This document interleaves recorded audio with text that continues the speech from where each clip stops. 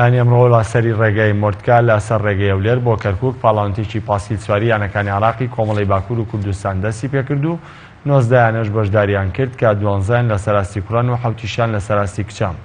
پاڵاوانتێکە بۆ سەرجەماستەکەم بوو بەڵام بۆی نەلەباری کەشوەوە زۆربەی یاریزانان نەیانتوانی باسێکی باش دەرکەون و واش بڕیارە ڕۆژی دۆم یاریەکانی تاچی گشتی بەڕێوەبچێت بۆ سەرجەماستەکان و ماوەی 3 ڕۆژ دەخایەنێت ئەم پاڵاوانتیە.